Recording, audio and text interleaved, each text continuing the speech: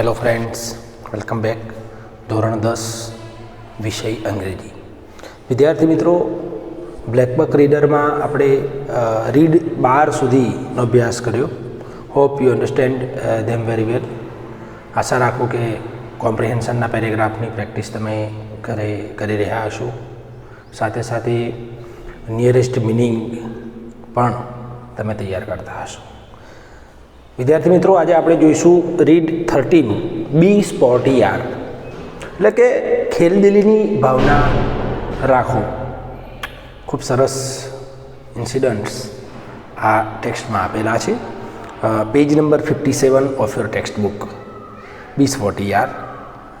Late start. It was just not their day. આ તેમનો દિવસ ન હતો. ઇન મુનિચ ઓલિમ્પિક 1972 મુનિચ ઓલિમ્પિકની રમતમાં the basketball final match was being played between Russia and America. બાસ્કેટબોલની ફાઇનલ મેચ રશિયા અને અમેરિકા વચ્ચે રમાઈ રહી હતી. The Russians were winning by 49-48 સ્કોરથી રશિયા જીતી રહ્યું હતું. Americans started jumping with joy at their unexpected victory. અને અમેરિકાની અનએક્સપેક્ટેડ એટલે કે એમને આશા નથી ને એમનો વિજય થયો એટલે બહુ ખુશ થઈ ગયા. Just then a Bulgarian referee pointed out that there was still 1 second left before the game finished. પરંતુ એક બલ્ગેરિયન જે એમ્પાયર હતા, રેફરી હતા, એમણે જોયું કે રમત પૂર્ણ થવામાં હજુ પણ 1 સેકન્ડનો સમય બાકી છે. The Americans played for the more second and went back to there celebration. અમેરિકાના ખેલાડીઓ એક વધારે સેકન્ડ રમ્યા અને પાછા પોતાની ઉજવણીમાં, આનંદમાં જોડાઈ ગયા. Then came a British referee who declared that there were still 3 seconds left. પછી એક બ્રિટિશ રેફરીએ જાહેર કર્યું કે હજી પણ 3 સેકન્ડ બાકી છે. Americans had no choice but go back to the field for the third time. એટલે અમેરિકાના ખેલાડીઓએ પછી 3 સેકન્ડ માટે રમવા માટે જવું પડ્યું.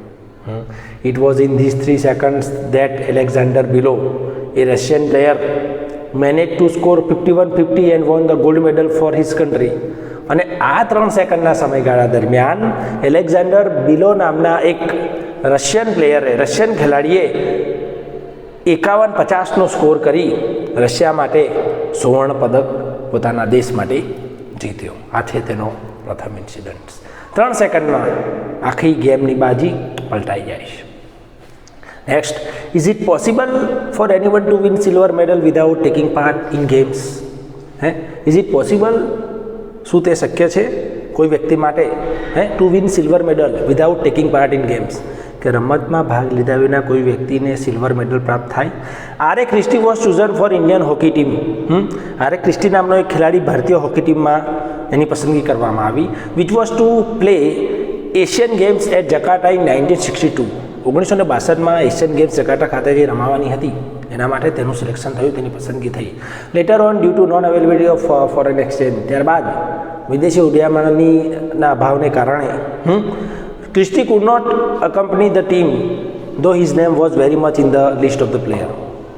તો ક્રિસ્ટી એ ખેલાડીઓની સાથે ત્યાં જઈ શક્યો નહીં. તેમ છતાં તેનું નામ એ પસંદગીના લિસ્ટમાં મોખરે હતું. Christie could not accompany the team though his name was very much in the list of the players. So it happened the hockey team played without Christie and won the silver medal. એટલે એવું બન્યું કે hockey team હતી એ Christie વિના રમી અને gold medal જીતી. And Christie whose name was still in the list got the medal. અને આર.એ. ક્રિસ્ટી કે જેનું નામ હજુ પણ એ લિસ્ટમાં હતું એને ગોલ્ડ મેડલ મળ્યો. સિટિંગ એટ હોમ, ઘરે બેઠા એને ગોલ્ડ મેડલ પ્રાપ્ત થયો. Okay, next. Gan Keng Woon of Malaysia met with his death while he was playing. કે Gen Ken Woon of Malaysia, કે મલેશિયાના Gen Ken Woon નામનો ખેલાડી રમત દરમિયાન તેનું મૃત્યુ થયું. During the game the 33 years old Woon suddenly slipped. અને એ રમત દરમિયાન 33 વર્ષનો જે આ વૂન હતો એ અચાનક પડી જાય છે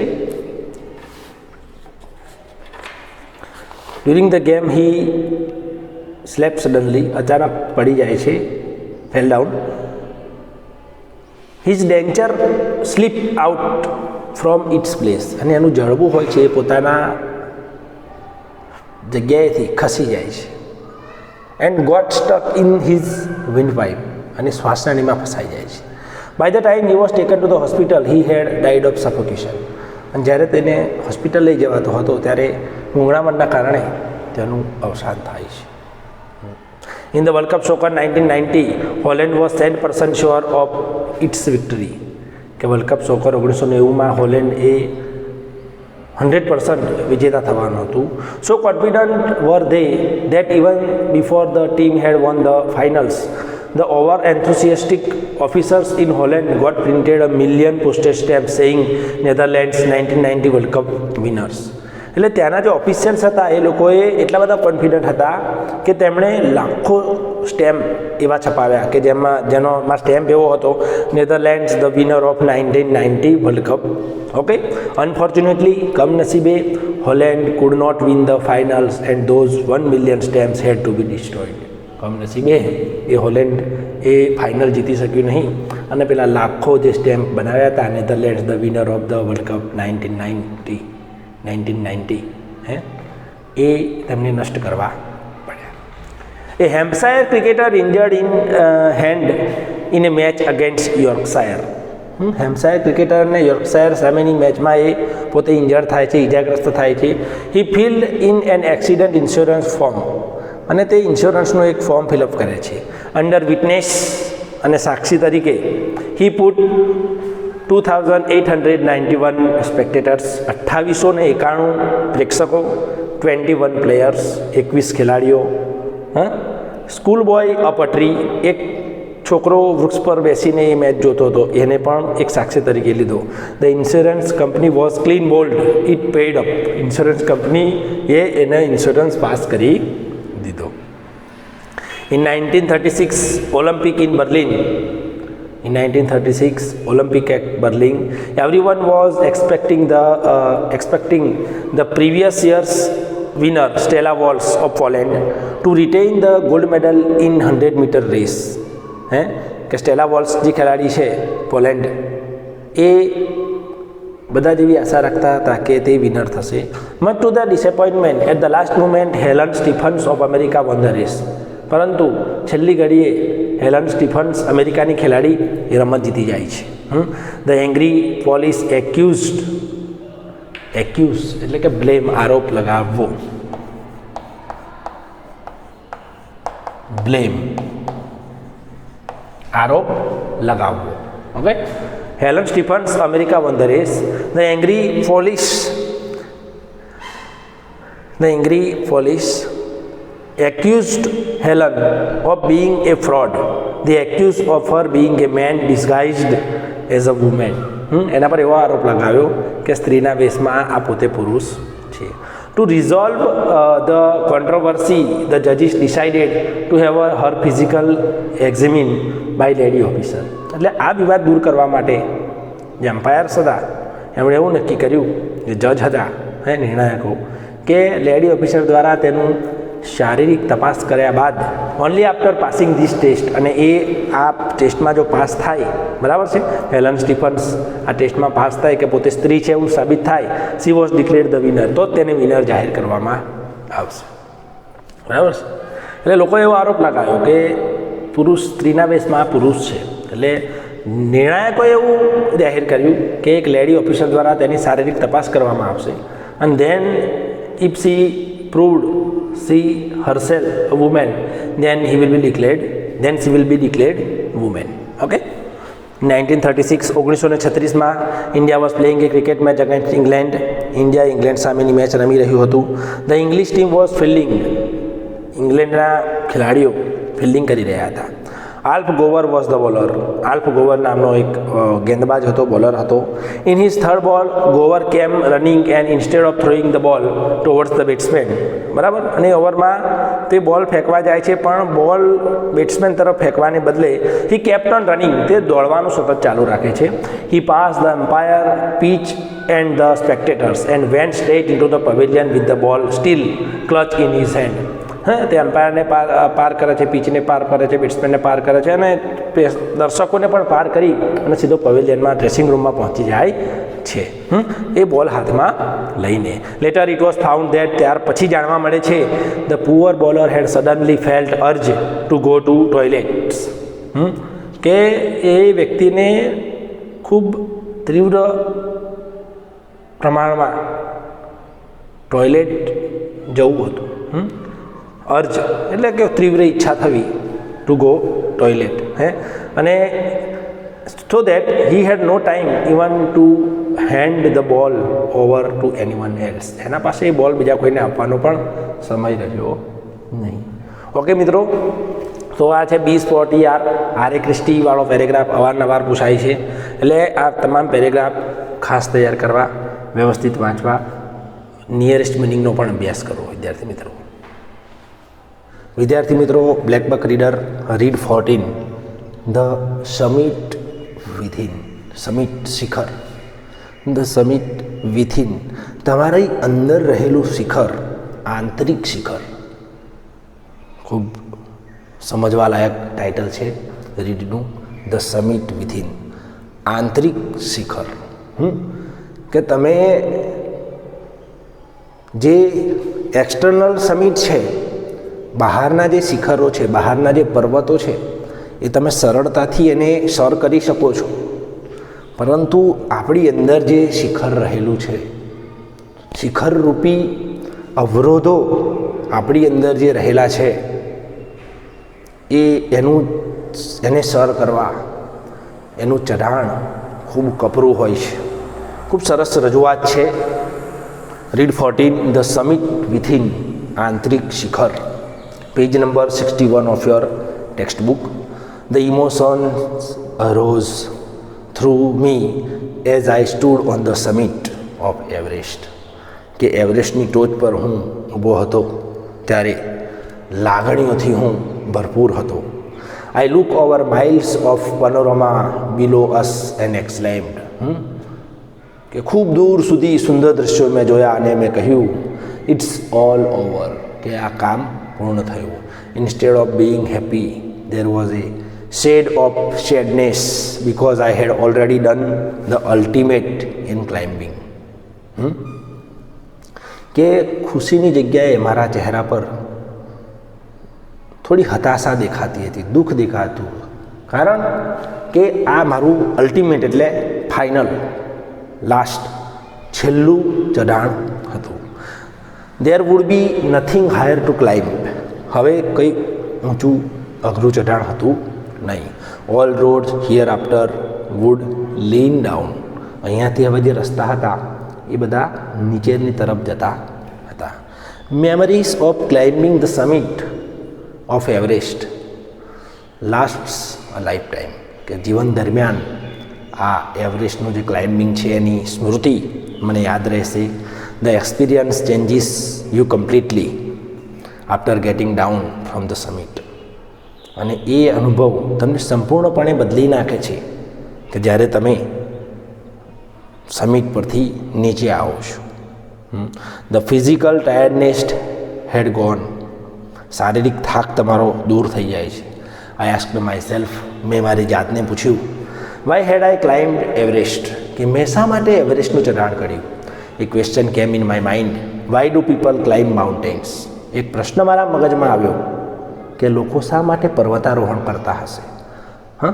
others have sad because it is there. બીજા લોકો કહે છે કે તે ત્યાં છે એટલા માટે. It presents great difficulties.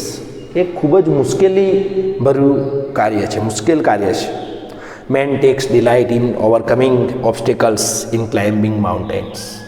કે પર્વતનું જે ચઢાણ હોય છે, એ માર્ગમાં જે મુશ્કેલીઓ હોય છે, જે સમસ્યાઓ હોય છે, એ દૂર કરવામાં, એને સર કરવામાં લોકોને ખૂબ આનંદ આવે છે. એ ક્લાઇમ્બ ટુ એ સમિટ મીન્સ કે એક પર્વતનું ચઢાણ એટલે શું, તો ટોલરન્સ એટલે કે સહિષ્ણુતા, હાર્ડવર્ક સખત મહેનત, એન્ડ વિલ પાવર એટલે કે ઈચ્છા શક્તિ. The demonstration of these qualities is very exciting. અને આ ગુણોનું નિદર્શન એ ખૂબ જ એક્સાઇટિંગ, ખૂબ જ રસપ્રદ હોય છે. From my childhood I have been attracted by mountains, કે મારા બાળપણથી પર્વતો મને ખૂબ ગમતા, પર્વતો તરફ હું આકર્ષાતો. I was unhappy lost being away from them. Mountains have nature, beauty, majesty and great challenges. Mountains have nature, કે એમાં કુદરતી સૌંદર્ય હોય છે, સુંદરતા હોય છે, ભવ્યતા હોય છે અને પડકારો પણ રહેલા હોય છે.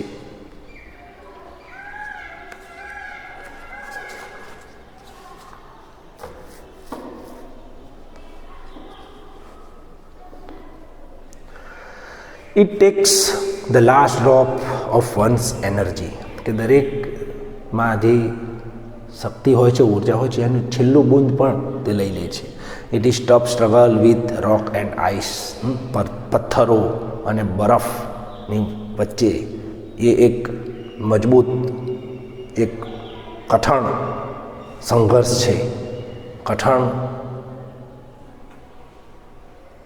સંઘર્ષ છે. It is a tough struggle with rock and ice. Struggle છે એક પ્રકારની, સામનો તમારે કરવો પડે છે. Once taken up it can not be given up halfway even at the first of life.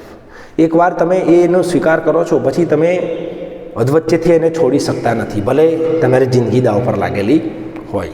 Van the summit is climbed, અને જ્યારે એ ચઢાણ તમે કરી દો છો, there is a feeling of victory and of happiness. તો વિજય અને ખુશીની લાગણી તમારામાં જન્મે છે. Seeing a peak I feel an inner change in myself, કે શિખરની ટોચ જોયા પછી મારામાં એક આંતરિક આનંદ થયો, મને આનંદ થયો. Its beauty, loneliness, might and uneven slopes, the peak draws me to it. કે તેની સુંદરતા, તેનું એકલતા, માઇટ એન્ડ અનઇવન, કે ધારદાર અને આડાવડા સ્લોપ્સ, ઢાળ, ચઢાણો. The peak draws me to it, અને એ મને એની તરફ લઈ જાય છે. Everest is not just a physical climb, કે એવરેસ્ટ એ માત્ર શારીરિક ચઢાણ નથી. The man who has been to the mountain top becomes conscious in special manner of his own smallness, કે જે પોતે પોતાના વિશે લઘુતા ગ્રંથિ રાખે છે એ ત્યાંથી દૂર થઈ જાય છે. It is a unique achievement and sense of fulfilment. It is eternal love for adventure in man, કે મનુષ્યનો સાહસ માટેનો જો શાશ્વત લગાવ છે એ ત્યાં રહેલો છે. What is a typical climb? You are sharing a rope with another climber, કે તમે બીજા એક પર્વતારોહકને, બીજા કોઈ વ્યક્તિ કે જે તમારી સાથે પર્વતાનું ચઢાણ કરી રહ્યો છે એને તમે તમારો રોપ, તમારું દોરડું આપો. He cuts the steps in the hard ice, સખત બરફમાં તે પોતાના ડગલા ભરે છે. Then he fixes a rope and you go your way up, પછી તે દોરડું નાખે છે ને તમે તમારા રસ્તે આગળ જાઓ છો. You use every drop of energy as you take a step. જેવા તમે ડગલા ભરો છો તમે તમારી દરેક ઉર્જાની, દરેક બુદ્ધનો ઉપયોગ કરો છો. બ્રીથિંગ ઇઝ ડિફિકલ્ટ, શ્વાસ લેવો મુશ્કેલ પડી જાય છે. There are moments when you feel like going back, અને એવી પણ ક્ષણો આવે છે કે તમે એવું વિચારો છો કે હવે મારે આગળ જવું નથી, હું આ ચઢાણેથી છોડીને જતો રહું. It would be complete relief to go down. તમને ઉપર જવા કરતાં નીચે જવામાં વધારે રાહતનો અનુભવ થાય છે. ઇન્સ્ટેડ ઓફ અપ, ઉપર જાઓ એના કરતાં નીચે જવું તો તમને વધારે સારું લાગે છે. આવી પરિસ્થિતિ એ સમયે ત્યાં પેદા થાય છે. There is something in you that does not let you give up the struggle. પરંતુ તમારામાં કંઈક એવું તત્વ પડેલું છે કે તમને આ તમારી જે સ્ટ્રગલ છે, આ તમારો જે સંઘર્ષ છે એ છોડવા દેતું નથી. Just another 50 feet or 100 maybe you just ask yourself, કે માત્ર 50-60 ડગલા, કદાચ આ રીતે તમે તમારી જાતને સાંત્વના આપો છો. Is there no end? You look at your companion and he looks at you. તમે બંને સાથીદારો એકબીજાને સાથે જુઓ છો, એકબીજાને સામે જુઓ છો. You draw inspiration from each other and then you are on the summit. તમે બંને એકબીજામાંથી પ્રેરણા પ્રાપ્ત કરો છો અને અંતમાં તમે સમિટ પર, ટોચ પર, ટેકરી પર ચડી જાઓ છો. Looking around from the summit, you tell yourself that it was important. Other silver peaks appears through the clouds. If you are lucky, the sun may be on them. અને એ સમયે જો તમે નસીબદાર હો, જ્યારે તમે ચઢાણ કરી દીધું છે, તો તમે નસીબદાર હો તો તમને સન પણ ત્યાં જોવા મળે, સૂર્યનો પણ ત્યાં તમને દૃષ્ટિગોચર થાય છે.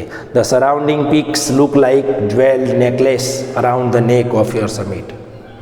The surrounding peaks, કે જે સુશોભિત ટેકરીઓ છે, એક નેકલેસ સમાન, એક ગળાના હાર જે હોય છે એવી તમને ત્યાં દેખાય છે. જ્વેલ્ડ, સુશોભિત, ઘરેણાથી સુશોભિત નેકલેસ છે એવું તમને ત્યાં દેખાય છે. You see vast valleys sloping into the distance. It is a thrilling experience to look down from the summit. You bow down to the world.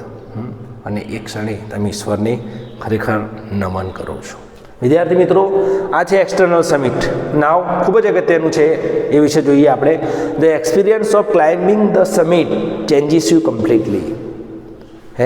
કે એ પર્વત પર તમે ચઢાણ કરો છો એનો જે અનુભવ છે એ તમને સંપૂર્ણ બદલી નાખે છે.